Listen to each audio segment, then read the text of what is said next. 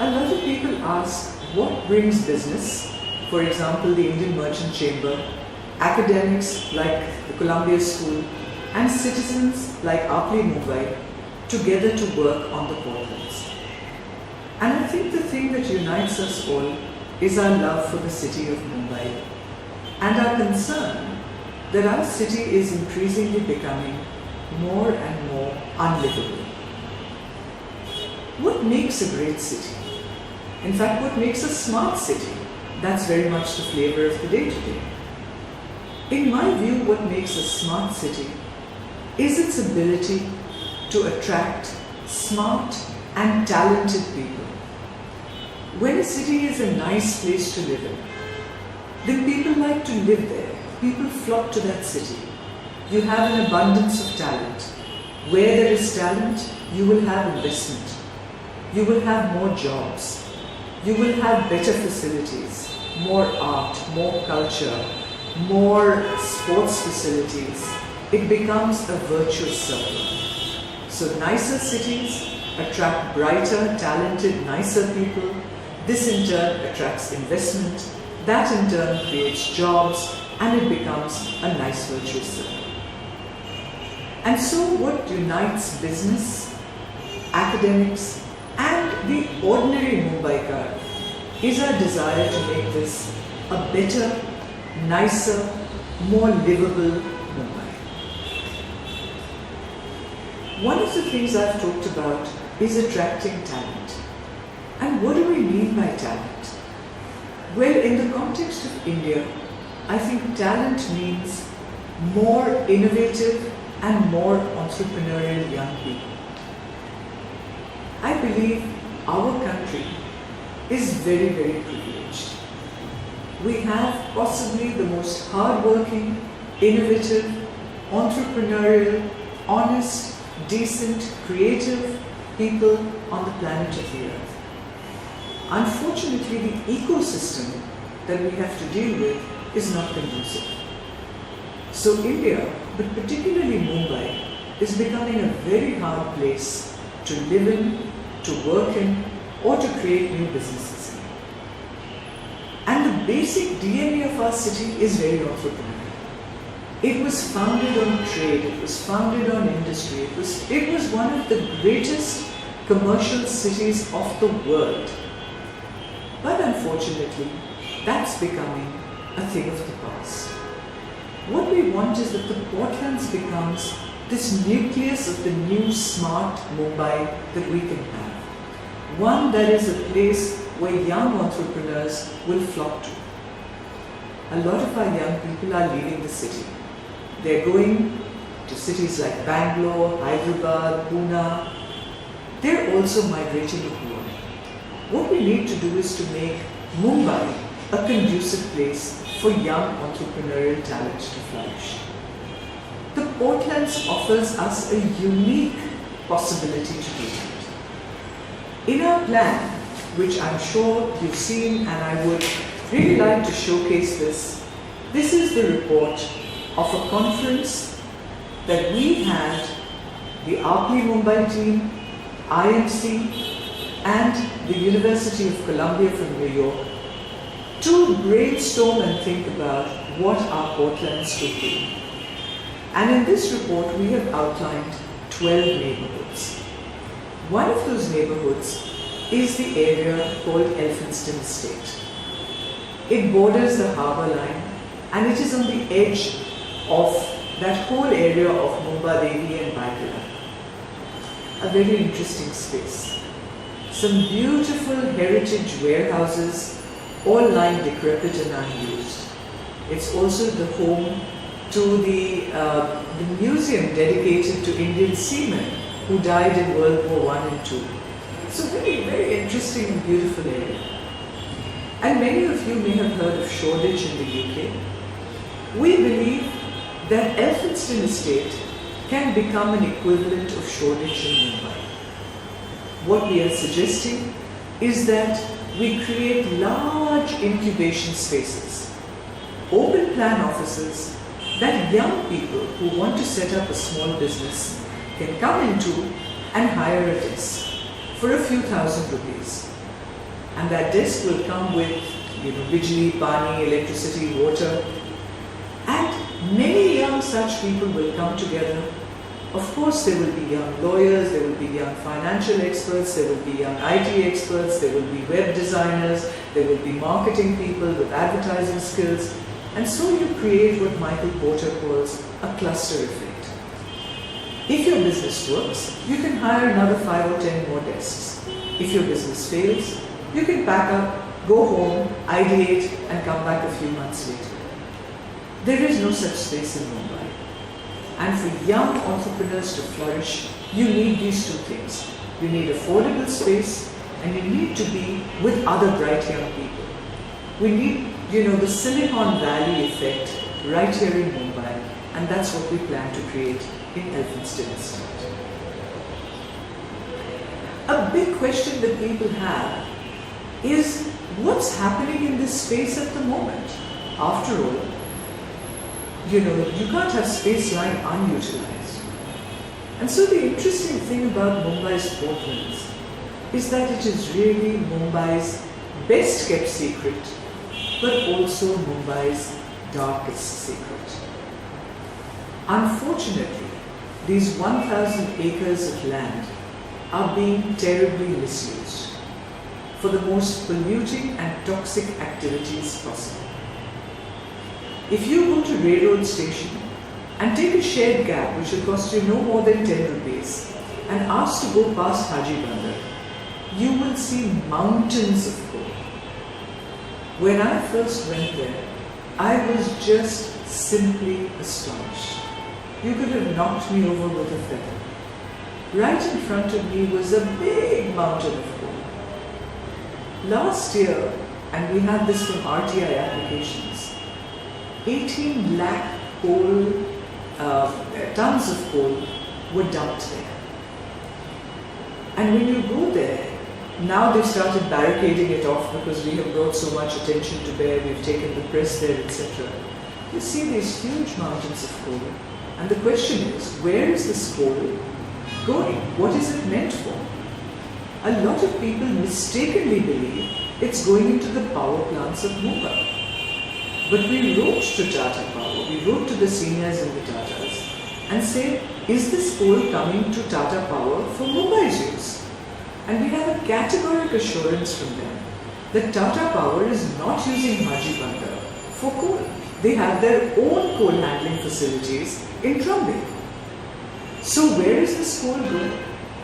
I'm sure you will be as shocked as I am to find this is going to Bhusawal, which is 400 kilometers away from the city of Mumbai. So why is this coal coming into Haji Bandar, being dumped here, polluting our water, polluting the land, polluting the entire route all the way up to Bhusawal, and in the process, Mahagenco, which is the owner of this coal, which has imported it at great cost from Indonesia and Australia, is losing between 15 to 20% of the coal in transit.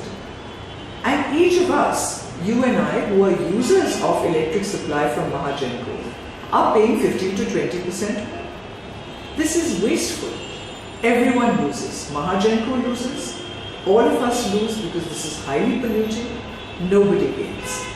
Instead, this coal should be taken to Surat, which is 100 kilometers closer than Mumbai, and transshipped from there. So this is just one of those unthinking things which is happening at great cost to the city. And I want to share this with you. Please have a look at the Google Earth pictures. You can look at Google Earth, go back to 2006, and you will see that the entire area is green. The water is green, the soil is green, the land is green. And if you look at 2014, the entire area is black. As I said, if you go to railroad and go along, just get down and walk a little bit of the distance. It's all covered in a layer of black sludge. It's almost out of a Charles Dickens novel. The children who are running around there have black all over their face. The people who live there, people like the Kolis who live in the Koli Samaj area there, just complain of all kinds of respiratory diseases and the problems that they face on a daily basis. And by the way, it's not just them who suffer. Mumbai is an island, we have the sea breeze, and that's carrying this coal dust into your lungs, into my lungs, into the lungs of our children. And what that causes is pneumonicosis, which is otherwise known as black lung disease. It leads to emphysema, bronchitis, TB, lung cancer, because your body can't expel the coal and it can't absorb it. That's one of the reasons why respiratory diseases are going up at such a fast rate in our city. So this coal dumping must stop. Some of us have taken out a PIL, the High Court has given us a positive hearing, and we are in the process of appealing to the Maharashtra Pollution Control Board to actually step down and stop the Mumbai port from dumping coal here. Please, if there's one thing you do as a result of watching this video, please join us in this petition, because it's really, really important. The other highly toxic thing that is happening in Mumbai port is the shipbreaking at Darukhana. Shipbreaking is possibly one of the most polluting and dangerous industrial activities. Many of us have protested against what is happening in Alam, asking for better pollution control measures and better protection for the people who work there. I'm sure you are quite shocked to hear that right in the heart of South Mumbai, just a few kilometers from Chhatrapati Shivaji Terminus, you have a massive shipbreaking yard in Darukhana. And as we speak, that wonderful, magnificent, iconic ship, Vikrant, is being cut up there right now. This is a very toxic activity. Shipbreaking releases into the water all kinds of heavy metals, asbestos, arsenic, lead, mercury, coal sludge, and it is extremely environmentally hazardous. This is something that we must stop. Shipbreaking should move into places where there is environmental protection and where there is protection for the workers. I can assure you that neither of those exist in Darukhana. Once again, please take a short ride away from railroad station. It will take you right to Darukhana and you can see it for yourself. So these are the dark activities which should stop. As I said, unfortunately this is a really dark zone. It's black with sludge, it's black with pollution, and it's black without streetlights. A lot of the nefarious activities that worry us as citizens also takes place in the cover of darkness. So it's time for us to light up the portlands. Let's do good things there. Let's redevelop this and regenerate this for the benefit of our city.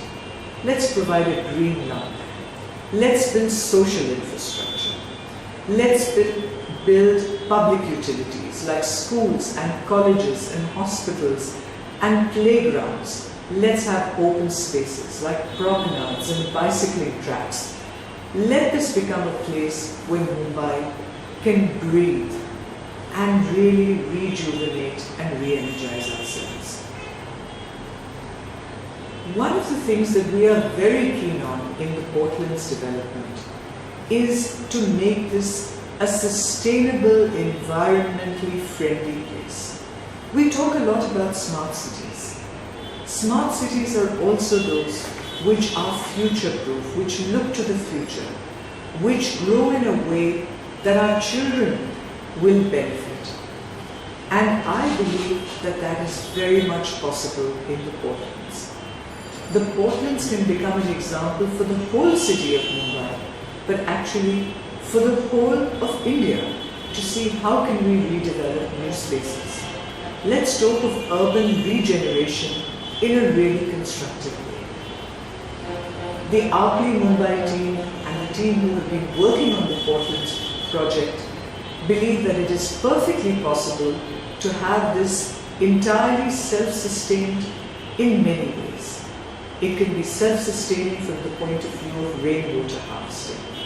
It can be self-sustaining from the point of view of energy. We can use all kinds of energy, solar energy, wind energy, but also tidal energy, geothermal energy. And these are technologies which are available in our own country. We have best practices.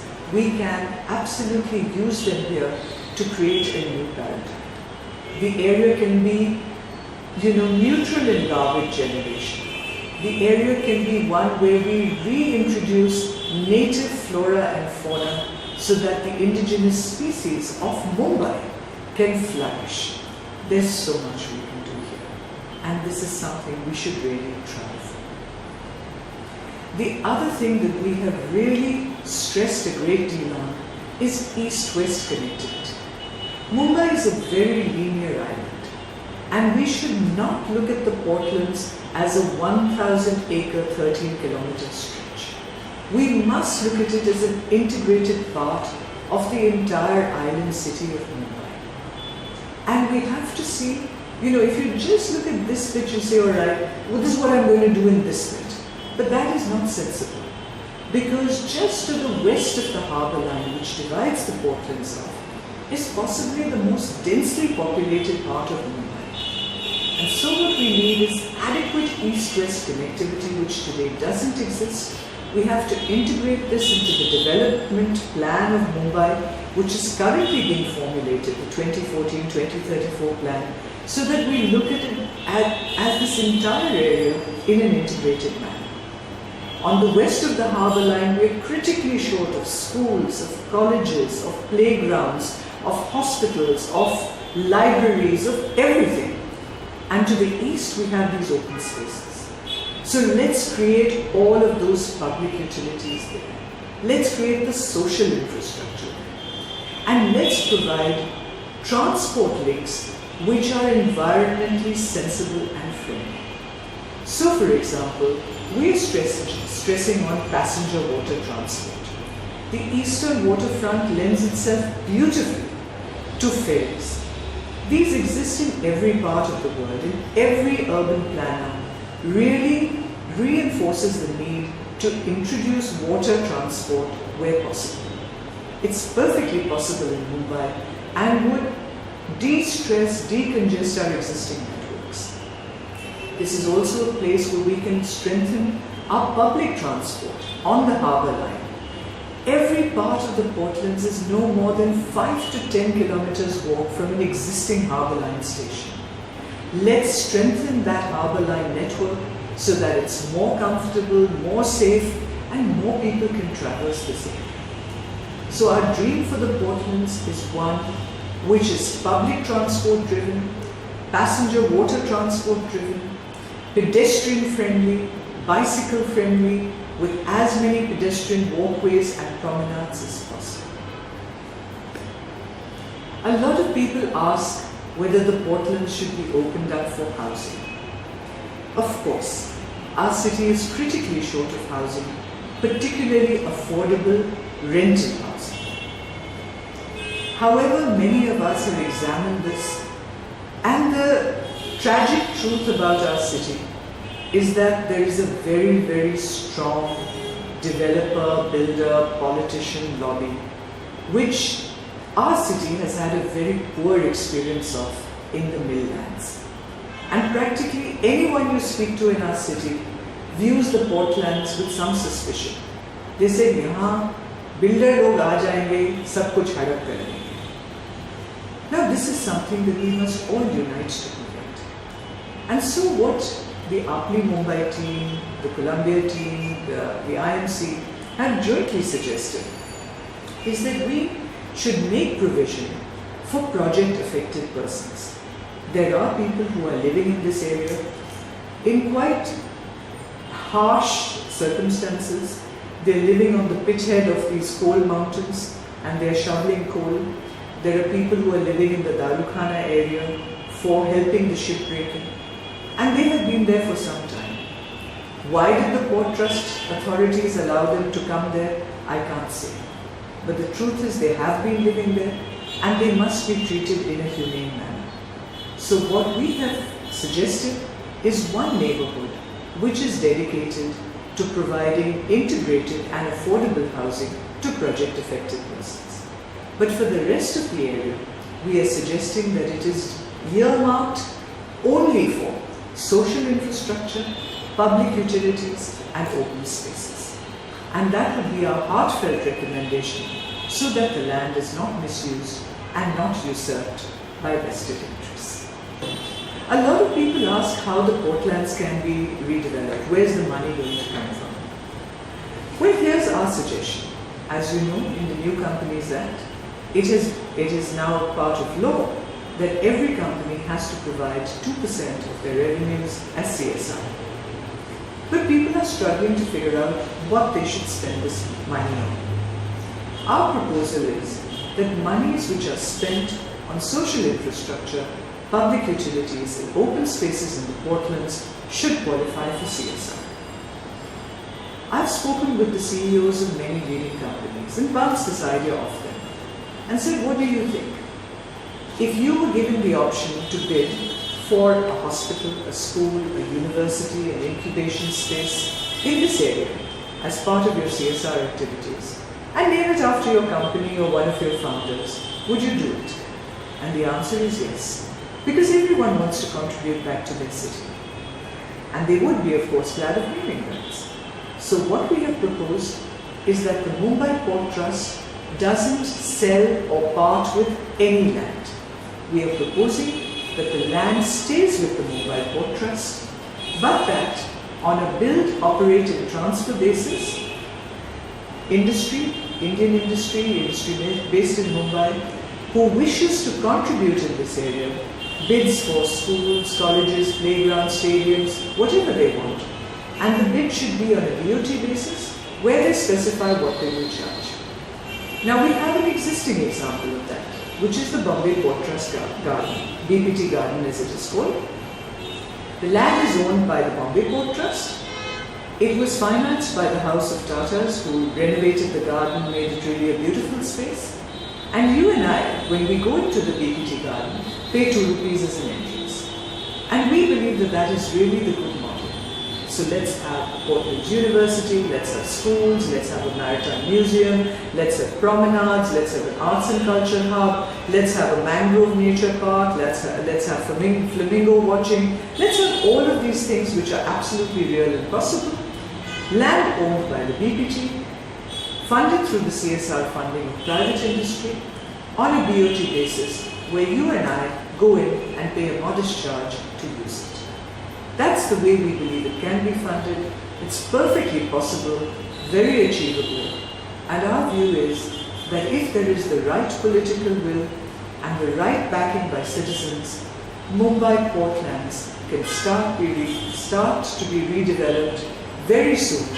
And in a 5-year horizon, we could see a completely different picture, not just of the portlands, but of our city as a whole.